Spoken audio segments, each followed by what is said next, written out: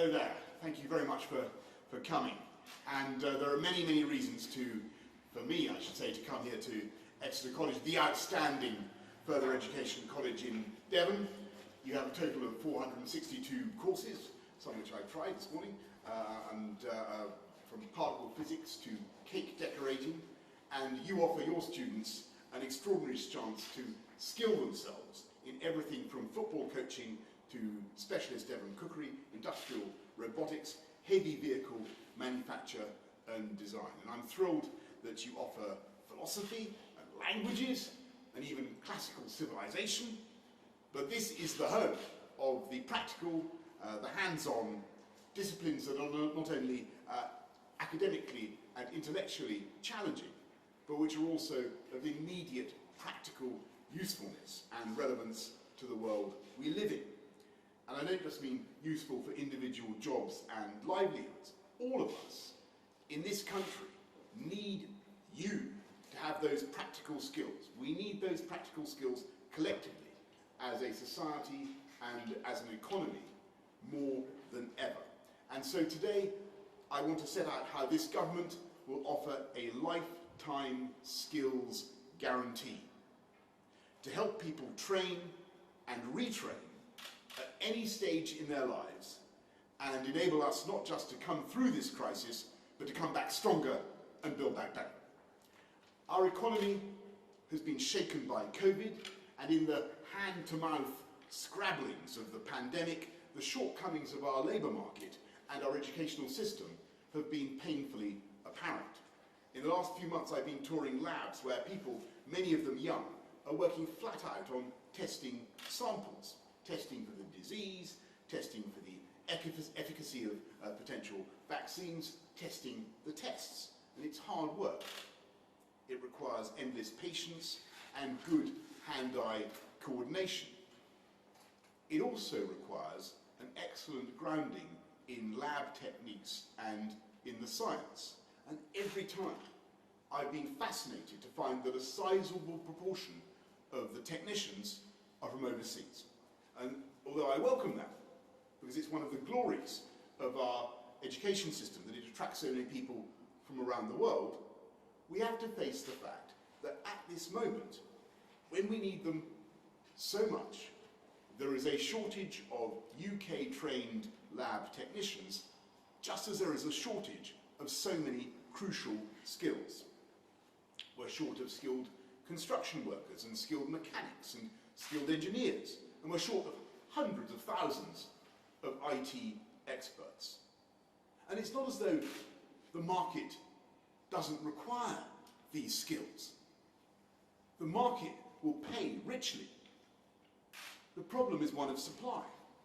And somehow our post-18 educational system is not working in such a way as to endow people with those skills. And I don't for a second want to blame our universities. I love our universities, and it's one of this country's great achievements, massively to have expanded higher education. But we also need to recognise that a significant and growing minority of young people leave university and work in a non-graduate job and end up wondering whether they did the right thing. Was it sensible to rack up that debt on that degree? Were they ever given the choice to look at the more practical options, the courses just as stimulating that lead more directly to well-paid jobs? We seem, on the one hand, to have too few of the right skills for the jobs our economy creates, and on the other hand, too many graduates with degrees which don't get them the jobs that they want. And the truth is, we're not giving anywhere near enough of the right kind of training or support to the 50% of young people who don't want to go to university, and so we're depriving them of the chance to find their vocation and develop a fulfilling, well-paid career. So the result is, business isn't happy, the economy is underproductive, and many working adults are stuck in jobs without much future when they're hungry for new opportunities. So it's time for change, for radical change. And let's begin by admitting that part of the problem is that not every FE college, not every training college is as superb as Exeter College. We need to invest in skills and we need to invest in FE. And that's why we're putting £1.5 billion into upgrading and improving colleges across the country, fixing the leaky ceilings, bringing forward £200 million this year. The facilities here are awesome. I tried them myself this morning. And improving all FE is part of our levelling up agenda to ensure that the same quality applies everywhere. And as everybody knows, you can't acquire skills in the classroom alone. You need to learn on the job to build up the muscle memory and not just the theoretical understanding. So I can announce today that we will be expanding apprenticeships, reforming the system so that unspent funds can be used more easily to support apprenticeships, not just in big companies, but in the SMEs, where there's so much potential for job creation. And we want many more of these apprenticeships to be portable, so you can take them from company to company. Suppose you're in a small startup making videos for YouTube, and the project ends, so you've got to move to another such a small company. Under our plans, you'll be able to take that apprenticeship to your new employer, and it won't die with the end of the contract. But if we're going to reform our post-18 education, we must go much further. We've got to end the pointless, nonsensical gulf that's been fixed for generations, more than 100 years, between the so-called academic and the so-called practical varieties of education. It's absurd to talk about skills in this limited way. Everything is ultimately a skill, a way of doing something faster, better, more efficiently, more accurately, more confidently, whether it's carving or painting or bricklaying or writing or drawing or mathematics, Greek philosophy. Every single study can be improved not just by practice, but by teaching. So now is the time to end this bogus distinction between FE and HE. We're going to change the funding model so that it is just as easy to get a student loan to do a year of electrical engineering at an FE college or do 2 years of electrical engineering as it is to get a loan to do a 3-year degree in politics, philosophy and economics.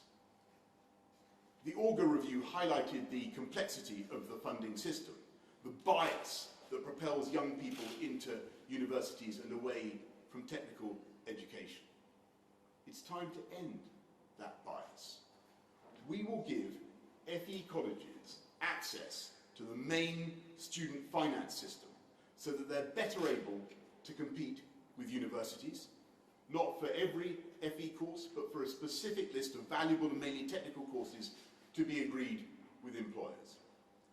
And in the coming years, as part of our lifetime skills guarantee, we will move to a system where every student will have a flexible lifelong loan entitlement to 4 years of post-18 education. And suddenly, with that 4-year entitlement, and with the same funding mechanism, you bring universities and FE closer together. You level up between them, and a new vista of choice opens up. I want every student with the aptitude and the desire to go to university to get the support they need. But I also want all young people to be given a real choice in life and not to feel there's only one route to success. At the moment, many young people feel they have to go for the degree option. They feel they have only one chance to study and to borrow. They might as well go for the maximum and get a degree. Under our plans, you could go for a 1-year technical qualification and launch yourself at life, or you could do that and then go to university later on. You have the choice.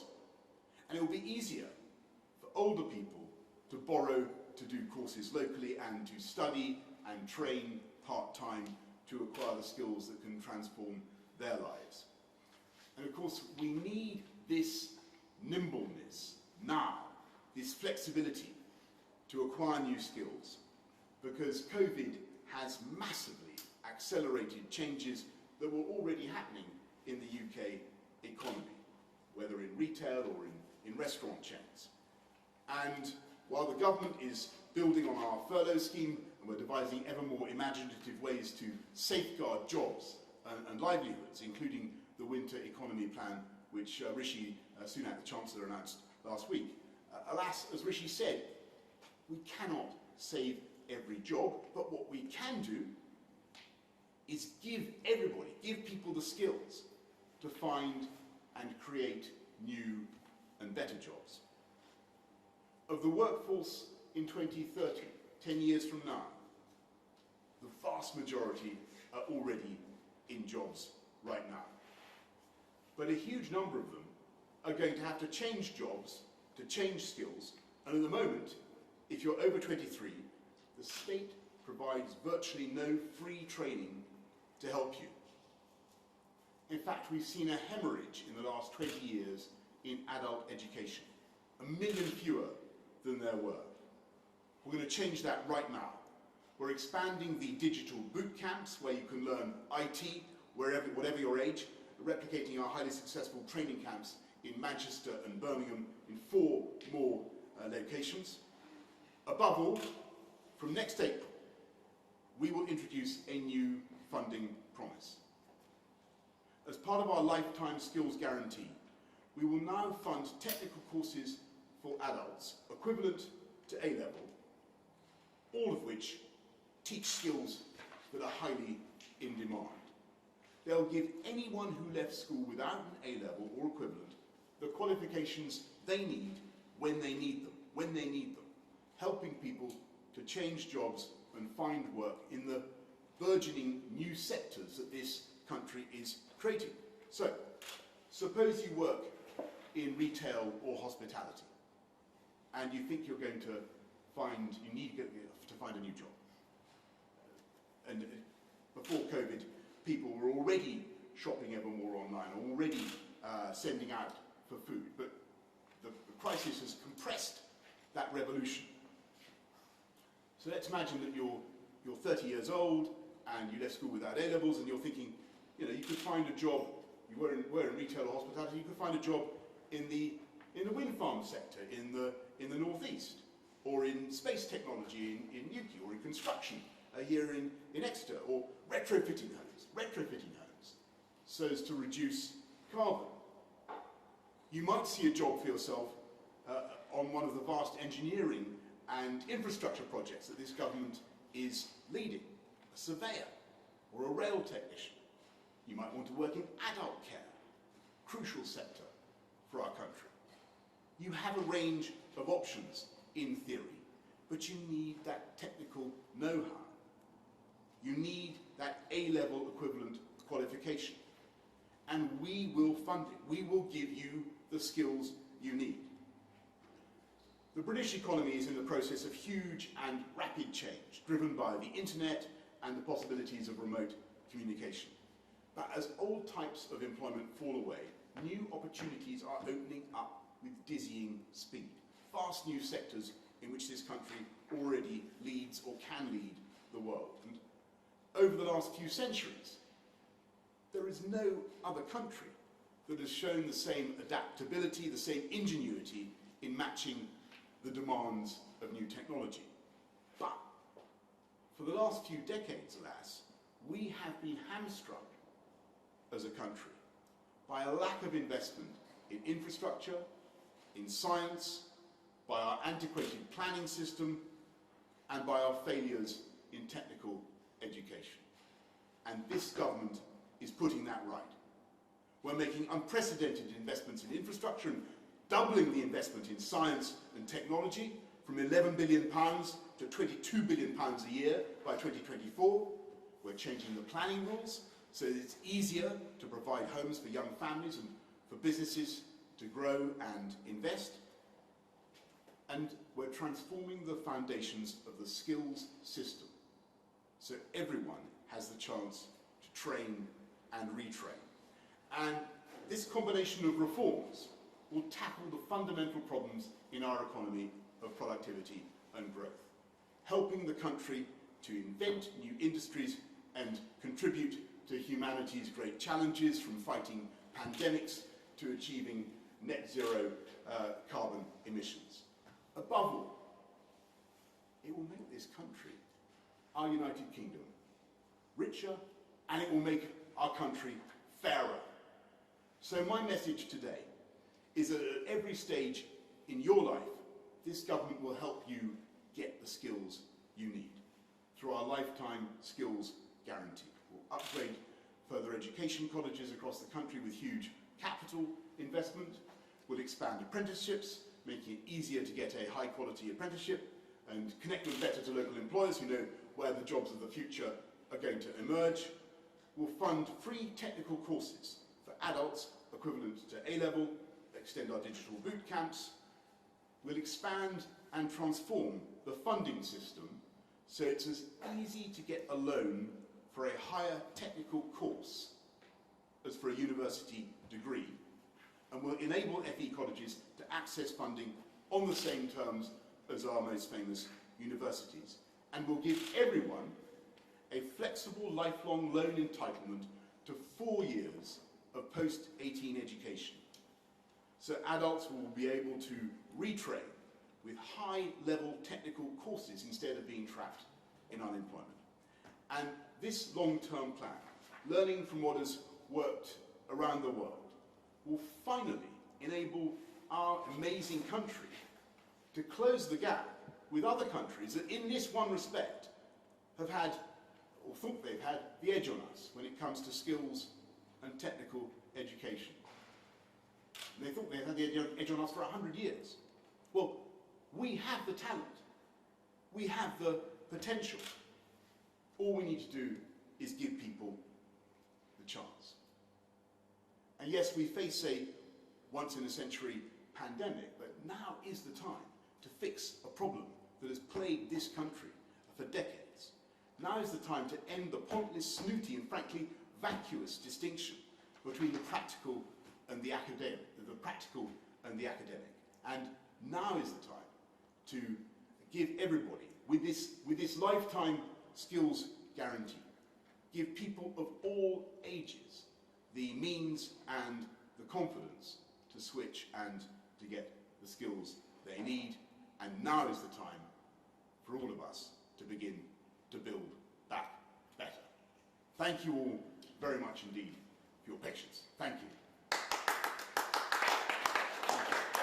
Thank you very much. I think that was. Thank you very much for sitting and listening through that. But I wish I could turn to you guys and ask questions. But I think we've got to go to the media first. Is that right? We've got to go first to me. I see Vicky Young from the BBC. Vicky, let's go to you first. Vicky. Prime Minister, the COVID pandemic is causing a huge rise in unemployment. Many are already being made redundant and they need help now. Yes. Why are you telling them that they have to wait until next April? Is it because you're worried that colleges and employers just aren't going to be ready for the massive demand? And intriguingly, listening to you there, you and the Chancellor have talked about not all jobs being viable in the long term. Are you saying that the traditional retail industry will never recover? Well, first of all, what we're saying is, of course, if nobody has to wait, we're starting the kickstart support now. As you know, Vicky, we're putting £2 billion into helping people get the jobs they need with support equivalent to the value of the living wage. So that and I think that most people would agree that the Chancellor's package last week was very creative, very imaginative to keep people going. We want to do that. We want to put our arms, as I've said before, around the workforce of this country to keep people in jobs. This is about a package to support lifelong learning, a lifetime skills guarantee that we think will help not just deal with the consequences of the crisis, but to deal with basic problems that the UK economy has had for a long time. And no, I'm not going to. You ask about retail, Vicky. I'm not going to, say that there's, any particular sector faces some, fatal or mortal change. I think in all kinds of ways that sectors will continue to evolve. But there will be change, and not every job will be the same. And so it's vital that we give people the training that they need, and that's what this is all about. Vicky, thank you very much. Can we go to Carl Dinnan of ITV? Thank you, Prime Minister. As we've heard, a lot of this training doesn't begin until next year, but today the Migration Advisory Committee says we right now need social care workers, bricklayers, even butchers. In the meantime, while we're waiting to train people up, should we be inviting migrants into the country to fill those gaps? And just on a related issue to all this, should students who aren't getting full university tuition get a refund on their university tuition fees? Oh, thanks very much, Carl. On the need to support the social care sector and many other sectors of the economy, yes, it's absolutely true that over many years, as I said earlier on, we have in this country been able to attract lots of talented people from around the world, and I remain as a very, very open to this country being a beacon for scientific geniuses who want to come here, talented people who come and make their lives here. That's very, very important, and we're going to continue to do that. This government is actively championing that. But obviously, we also want to have control over our immigration system, a points-based system of immigration. And above all, we want to be able to ensure that people growing up in this country get the opportunities and the skills that they need. And that is really what this is all about. This is about a big package so that people get more apprenticeships, more training, improve our FE, but also get the opportunity for a lifetime skills guarantee. That's the plan. And as for your question about universities, Carl, that's really a matter for them and their places of education. I hope that they can continue to get value with the courses that they're being given. Let's go. Thanks, Carl. Let's go to Andy Bell of Sky News. Actually, it's Channel 5 News, Prime Minister. Oh, sorry, it's Andy Bell. Sorry, Andy, forgive me. That's terrible. That's all right. That's all right. Thank you. So, Prime Minister, new measures brought in for the northeast of England yesterday. This has been confusing people ever since. Can you tell us whether people can still meet from different households in a pub garden outside? Can you tell us whether that's the case? One of your ministers couldn't this morning, and can you therefore understand why people are saying this is getting very, very complicated for people to follow these rules, and if they get them wrong, they could face big fines? Andy, look, the first thing to say is I totally understand people's feelings about this, but I think the vast majority of people also understand that we need to be getting this virus down, allowing people to continue in education, and keeping our economy going in the way that we are. That is absolutely vital. Now, on the rule of 6, outside the areas where, such as the northeast, where extra measures have been brought in, it's 6 inside, 6 outside, and in the northeast and other areas where extra tight measures have been brought in, you should follow the guidance of local authorities. But it's 6 in a home or 6 in hospitality, but as I understand it, not 6 outside. That's the situation there. But clearly, for everybody watching this, and I appreciate that this is one of those things that people will feel is confusing. Just bear in mind, we are fighting a pandemic with the tools that we have, which is the great common sense of this country. It was very, very effective in March and April. It worked in driving the virus down. We need it to work again. We all need to pull together, follow the guidance, wash your hands, cover your face in the settings where in enclosed spaces where you should, keep your distance, get a test if you have symptoms. That's the most effective thing we can do. But in the areas, Andy, where there are particular measures that have been brought in by local councils or by the government, then look at the guidance for exactly what you should do in those cases. Thanks, Andy. Let's go to Mesa Hall of the Express. Thank you, Prime Minister. Late on Sunday night, your government slipped out some new regulations, including bans on singing and dancing in pubs. Some of your MPs are comparing you to Oliver Cromwell and Big Brother. Are you comfortable announcing these sort of regulations or just slipping them out without even proper explanation?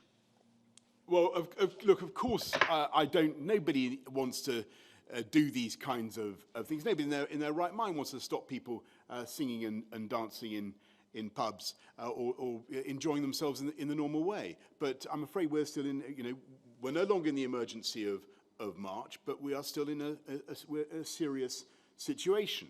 And I just say to everybody, of course, I strongly believe that there are all sorts of reasons to be hopeful and to be optimistic. I think that with the improvements that we're seeing in test and release schemes, with the potential around the corner of a vaccine, with much better therapies for the disease, the world will change. The way we think about this virus is going to change and massively improve.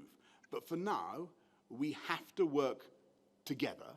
We have to follow the guidance, and I appreciate the characterization that you give of it, Mesa, but we've got it. If we all work together and get this thing down, get this virus down, then we can keep going with our strategy, keep education open, keep the economy moving, and work for the day, as I say, when I believe that those medical scientific improvements will truly deliver the long-term liberation that we need. But that is what we're doing. That's the strategy. And to deliver it, Mesa, we've all basically got to work together and follow the guidance. And that's what I respectfully say to my colleagues in Parliament. And they will, as I know that they all want, they will have an opportunity to talk about these issues, to debate them properly, and to discuss them as parliamentarians should. Thanks, Mesa. Let's go to Nigel Morris of the Eye. Prime Minister, can you hear me? I can, Nigel. We can hear you loud and clear. Yes. Tens of thousands of people across the country seem to be suffering from what is now being called long COVID.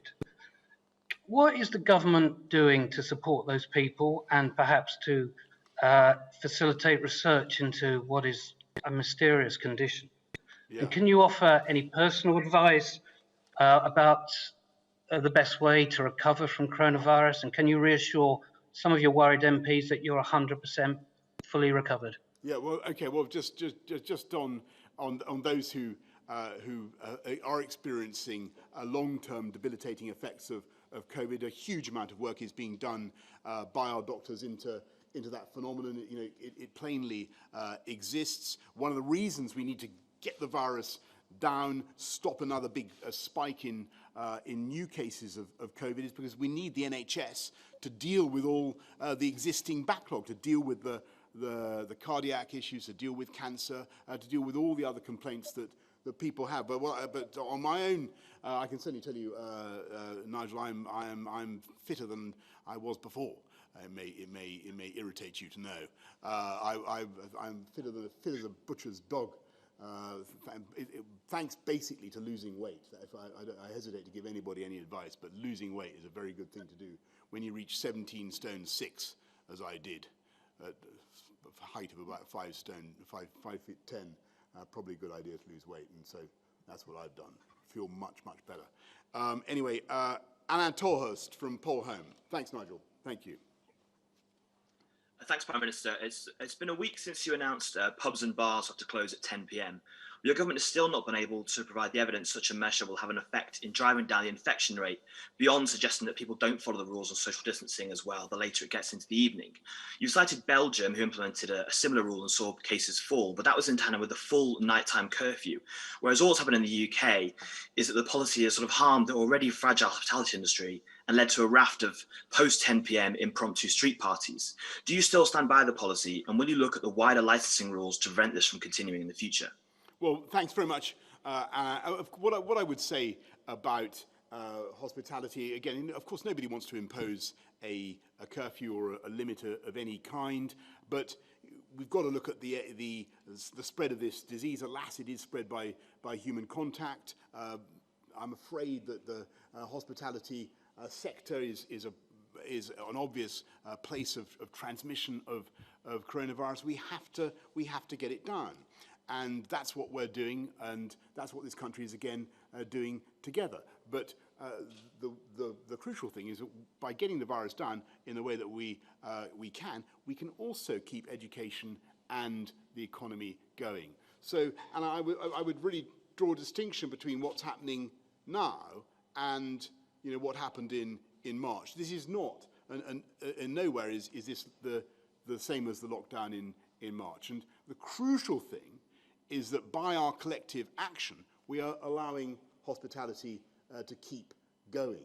Hospitality is not being closed down. Yes, alas, we have to place some restrictions, which I certainly don't relish, but it's because we're working together to keep the virus down that we're able also to keep things moving. Anyway, thank you very much, Anna. I don't know whether we have time for any more questions or no. We're out of time. Can I just thank everybody here at Exeter College very much for your kindness. Thank you for the tutorial in bricklaying and shaving wood, which I much enjoyed, and hope to see you again soon. Thank you.